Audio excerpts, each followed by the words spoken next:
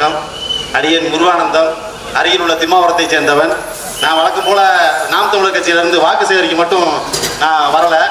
நான் என்னுடைய கருத்துக்களை மட்டும்தான் நான் சொல்ல வந்திருக்கேன். நான் உண்மையே வந்து திரு தங்க தென்னரசுகளின் எதிர்ப்பாளர்ன்றதை பதிவு பண்ண தான் ஃபர்ஸ்ட் நான் கடமைப்பட்டிருக்கேன். அவர் எப்படின்னா, ஒரு மக்கள் வந்து நமக்கு வாக்கு செலுத்தி நம்மளை ஒரு மேல உயரத்துக்கு கொண்டு போனாங்கன்னா அவங்க மேல ஒரு அன்பு பாசம் தான் வரும். ஆனா என்னவோ அந்த திரு தங்கம் தென்னரசு அவருக்கு வந்து எப்படின்னா அவ்வளவு வன்மம் வந்திருக்கு இந்த திருச்சுழி தொகுதி மக்கள் மேல.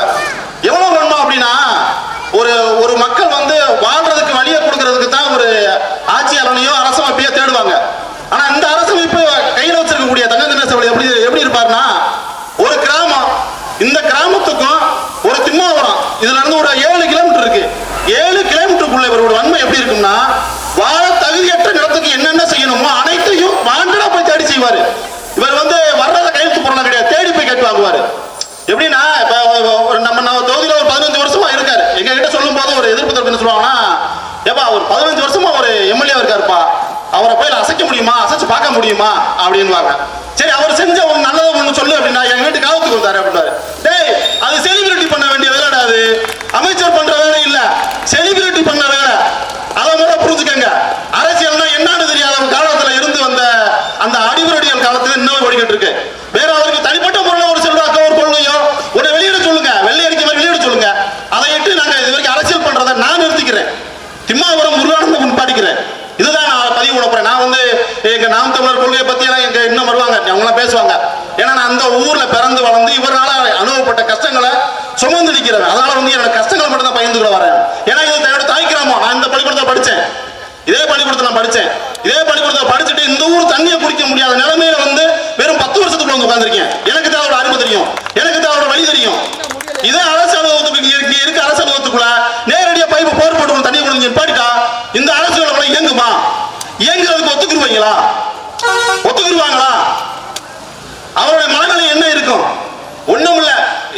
அவருடைய தளபதி, அவருடைய தலைவர் ஒரு அறிக்கை கொடுக்கிறாரு. எப்படின்னா, அவர் பாராட்டுறதுக்கூடிய வரலாற்று பெட்டகம் திரு தங்கம் தென்னரசு அவர்களே, நீங்க வந்து ஒரு தமிழ் பாரம்பரியத்தை வந்து காப்பாற்றி வரக்கூடிய அவர் கிடைச்சாரு, நல்லா கிடைச்சாரு. நரிக்குடி முக்குளம் எது, இந்த ராம்க்கு உங்க ஆமுக்குளம் எதுன்னு தெரியல. தமிழ்நாடு கெஜெட் இல்ல, ஒட்டுமொத்த முக்குளத்தோட சமுதாயமே, ஒட்டுமொத்த முக்குளத்தோட சமுதாயமே எத்தனை அமைப்பு வச்சிருக்க? நீங்க எத்தனை அமைப்பு வச்சிருக்க? ஒரு கெஜெட்ல அவர் பிறந்த ஊரை மறைவிடமா மறைச்சிட்டா, அதுக்கு ஒரு எதிர்ப்பு சொல்லல, ஒரு எதிர்ப்பு சொல்லல. கெஜெட்ல ஒரு அரசியல் ஒண்ணு வழி வந்துருச்சுன்னா அதுதான் உண்மை, அதை மறுக்க முடியாது. அது மாநில அரசாங்கம் மறுக்கவும் முடியாது, அது அரசு உயர்நீதிமன்றம் எதுவும் மறுக்க முடியாது.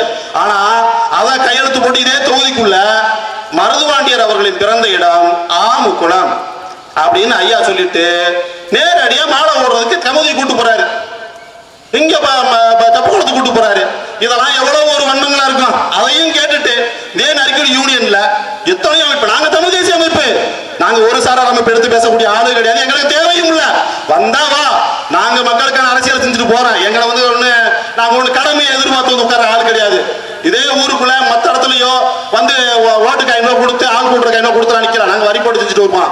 சரிங்களா? எங்களுக்கு நாங்க வந்து மக்களுக்கான அரசியல் செய்ய காத்துக்கிட்டு இருக்கோம்.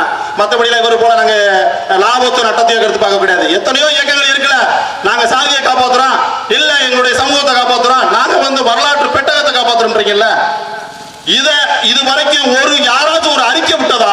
இதே இந்த மருது சேனை அரசியல் பண்ண இதே ஊர்ல எத்தனை ஊர்ல போட்டு வச்சிருக்கான்? மருது சேனை எத்தனை ஊர் போட்டு வச்சிருக்கான்? எத்தனை நாள் கழிச்சான்? எத்தனை நாள் கழிச்சான்? ஐயாவுக்கு ஒரு போன் பண்ண உடனே குவாரியை மறைக்க வருவாரு, நேரடியா குவாரியை தான் மறைக்க வருவாரு. வேற மக்கள் பிரச்சனை எடுக்க மாட்டாரு. ஏன்னா மக்கள் பிரச்சனை கிடையாது. வந்து அவ்வளவு வன்மங்கள் அவருக்கு. பாத்துக்கங்க, வரலாற்றின் மீது வன்மம், ஒட்டுமொத்த முக்குளத்தோர் மீது வன்மம். நேரடியா நான் சொல்றேன், வழக்கு போட்டா நான் சந்திக்க தயார், நேரடியா சந்திக்க தயார். ஒட்டுமொத்த முக்குளத்தோர் மீதும் அவர் வந்து இருக்க தயாராக அந்த நிலையில இருக்காரு.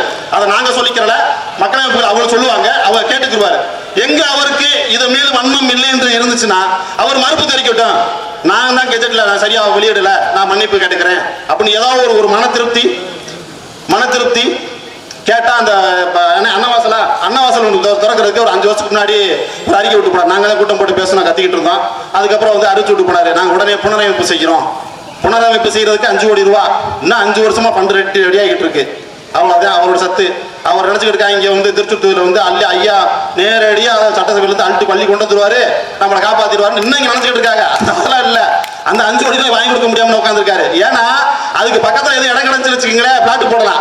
அங்க ஒண்ணும் போட முடியாது, இங்கிட்டு மறையூருக்கு அம்மா, இங்கிட்டு மறையூர் பிரச்சனை இருக்கு, இன்னும் ஒண்ணும் செய்ய முடியாது, ஊர் இருக்கு, எதுக்கு தேவையா, நமக்கு என்ன ரிஸ்க் அப்படின்னு விட்டுட்டு போயிருக்காரு. அது 60 வரைக்கும் இருக்கட்டும். இது வரைக்கும் நான் இந்த ஊர்ல தான் இருக்கேன், நான் இந்த ஊர்ல தான் இருந்துகிட்டு இருக்கேன்.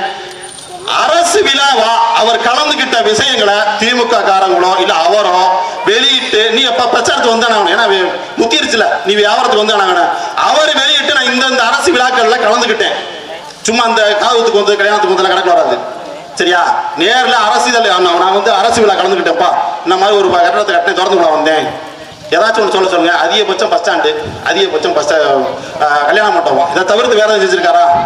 வேற எதுவும் செய்யலை. சரி ரைட்டு விடுங்க.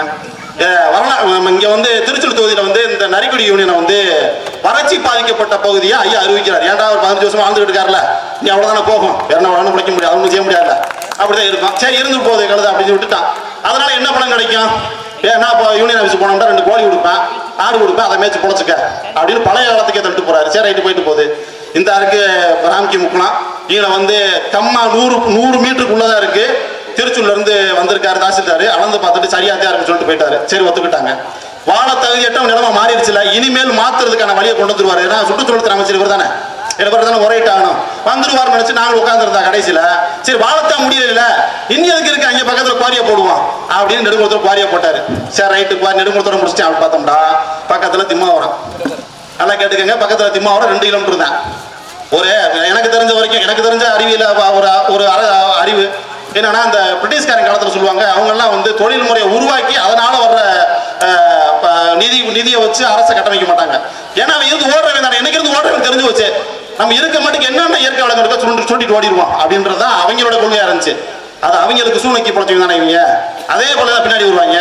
இவங்களுக்கு என்ன கொள்கைன்னா, ஒரு வெளியில இருந்து ஒரு தொழில் ஈர்ப்பு மாநாடு நடத்தி ஒரு தொழிலை கொண்டு வர வைக்கல, கடைசி வரைக்கும் மண்ணல்றேன். இதை தவிர்த்து வேற எங்களுக்கு எதுவுமே தெரியாது. ஒரு ஸ்ரீதர் வேம்பு அவர்கள் வந்து ஒரு தொழிற்சாலை அமைக்கணும்னு சொல்லி அவர் ஒரு அனுமதி கேட்கிறாரு. உள்ளூர தமிழ்நாட்டை சார்ந்த ஒரு ஆளு, தமிழ்நாட்டை சேர்ந்த ஆளு தொழில் தொடங்க முடியல, ஆனா தமிழ்நாட்டை சேர்ந்த ஆளு தமிழ்நாட்டை தொழில் தொடங்க முடியல. அதை தவிர்த்துட்டு இங்க இருந்து வடநாட்டுல போய் தொழில் பண்றாரு, இதுதான் இவங்க லட்சணம், இதுதான் இவங்க உச்சபட்ச லட்சணம். வேற என்ன லட்சணம் இருக்கு இவங்க கிட்ட நல்லா சொல்லுங்க. இவர் வந்து நம்ம சரி தொழில் போயிருச்சு, இதை இழுத்தா 1.5 லட்சம் கோடியா கூகுளோட நிறுவனம் வந்துச்சு, அந்த நிறுவனம் தெரிஞ்சிச்சு. அந்த நிறுவனம் வந்து இங்க வந்துகிட்டு இருக்கும்போது இவங்க போய் பேசுறாங்க, நாங்க வர வச்சுட்டோம், நாங்க சமாதானப்படுத்திட்டோம், எங்க கிட்ட வருவோம். அந்த கம்பெனிக்கார ஓப்பனா ஸ்டேட்மெண்ட் சொல்லிட்டா, நான் வரல, இங்க தமிழ்நாட்டில் எங்க சட்ட ஒழுங்கு சரியில்லைன்னு சொல்லிட்டு வெளியூர் போயிட்டான். இவ்வளவுதான் இவங்க லட்சணம். யார் எந்த தொழிலும் இங்க வந்து தொழில் பண்றதுக்கு யாரும் விரும்பல. அந்த நிலையத்தை இவங்க காப்பாற்றி வச்சிருக்காங்க இது வரைக்கும். ஏன்னா அவங்களுக்கு தொழில் செய்ய தெரியாது. கடைசி வரைக்கும் போங்க, மண்ணல்லுவேன், வேற என்ன நான் கிட்டி திருடுவேன், ஒண்ணும் சொல்லுவாங்க. ஒரு நாசகார திட்டம் இருந்துச்சுன்னா அது எங்க தேடி போகணும்னா, அதோட வேறு எங்க சுத்தி போயிடும்னா, கடைசியா போய் பார்த்தோம்னா அமெரிக்காவில் போய் முடியும்னு சொல்லுவாங்க. அதே போலதான் இங்க ஒரு திமுகவை பத்தி ஒரு வரலாற்றை எடுத்து பார்த்தோம்னு வச்சுக்கோங்களேன், கடைசியா எங்க போய் தேடி வரும்னா, எந்த திட்டமா இருந்தாலும் முதல் கையெழுத்து போட்டு அவங்க தான் இருப்பான். எடுத்துக்காட்டு நம்ம ஐயா வச்சுக்கோங்க, இங்க இருந்து தன்னடிச்சு ஒரு 4 கிராமத்துல இருந்து 5 கிராமத்துல இருந்து வண்டியை பிடிச்சிட்டு போய் நிக்கிறான். அங்க இருந்து வந்துட்டாரு ஐயா, நேரடியாக தலைமை தாங்க வந்துட்டாரு கராட்டிக்கு.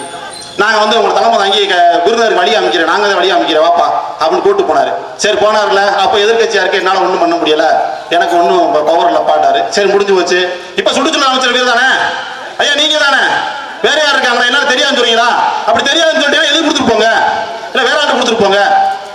இதை யாரும் கேட்க மாட்டாங்க, கட்சிக்காரன் யாரும் கேட்க மாட்டாங்க. நாங்க கேட்டோம்னா ஏப்பா நீங்க வந்து அவங்க கிட்ட பிஜேபி டீம் வாங்கிட்டு கேட்க மாட்டேங்கப்பா அப்படி உச்சபட்சம் அப்படிதான் நினைப்பா. வேற என்ன சொல்ல முடியும்? இவங்களால விமர்சனம் தான் பண்ண முடியும், தீர்வு சொல்ல முடியுமா?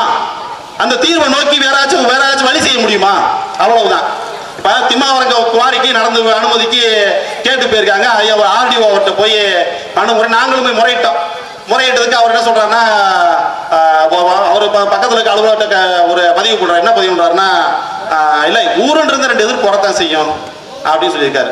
ஐயா அவர்களே, நான் வந்து இங்க முக்குளத்துல இருந்து பதிவு பண்றேன், ஊருன்னு இருந்தா 2 எதிர்ப்பு வரத்தான் செய்யும். எதிர்ப்பு எல்லா எதிர்ப்பும் ஒன்னாயிராது. ராஜாத்தி அம்மாவும் கனிமொழி பக்கத்துல வச்சுக்கிட்டு பெர்னா பீச்ல எதிர்ப்பு போராட்டம் பண்ணாரு கலைஞர், அதுவும் எதிர்ப்பு தான் சரிங்களா. எங்க தியாகம் தீபன் இருக்காருல்ல திலீபன், அவரு பண்ணதும் எதிர்ப்பு தான். வெடிகுண்டை கட்டிக்கிட்டு போய் குதிச்சாங்கல்ல, அங்கே கண்டி அதுவும் எதிர்ப்பு தான். பார்த்து அடை போட்டுக்கோங்க ஐயா. அப்புறம் நாளைக்கு நாங்க ஜனநாயகத்தையும் சட்ட ஒழுங்கத்தையும் நாங்க தான் காப்பாற்றுவோம். ஏன்னா எங்களுக்கு அக்கறை இருக்கு. ஏன் ஊரு ஏன் நாடு அக்கறை, சரிங்களா?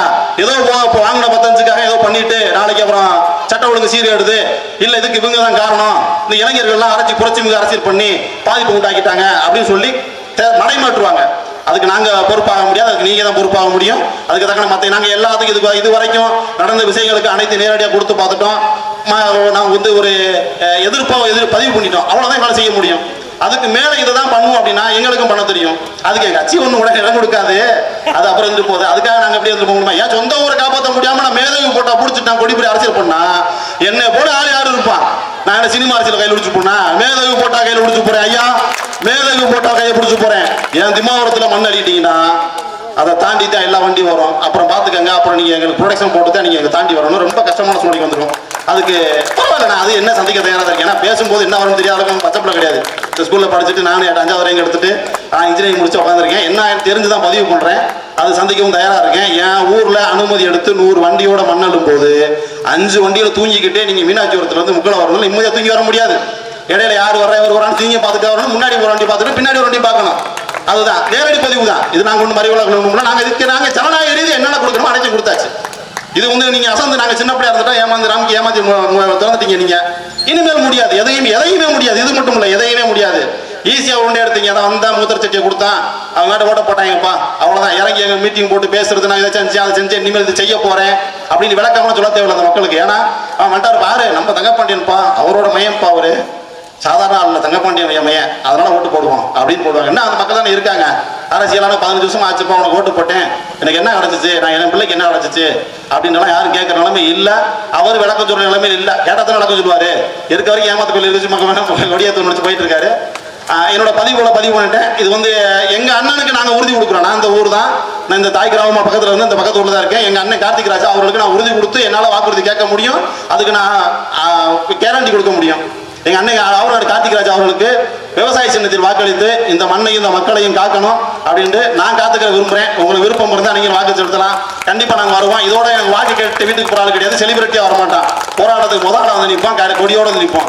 தயாராகிக்கங்க. நீங்க எப்ப நீங்க எந்த ஊர்ல இருந்தோ இங்க இருந்து எப்படி கனவு போகும், எந்த ஊர்ல இருந்தாலும் சரி, உங்களுக்கான திட்டம், உங்களுக்கான எந்த விதமான தீமை பயக்கிற திட்டமா இருந்தாலும் சரி, நேரடியாக எங்களை அணுகலாம். அதுக்கு நாங்கள் தயாரா இருப்போம். எப்பவும் தயாரா இருப்போம். நள்ளிரவு 12 மணி தயாரா இருப்போம், பகல்ல 8 மணிக்கு தயாரா இருப்போம். தயாரா நீங்க அணுகலாம். அதுக்கு நாங்கள் உறுதியாக கூட நிற்போம். நன்றி, வணக்கம். நாம் தமிழர்.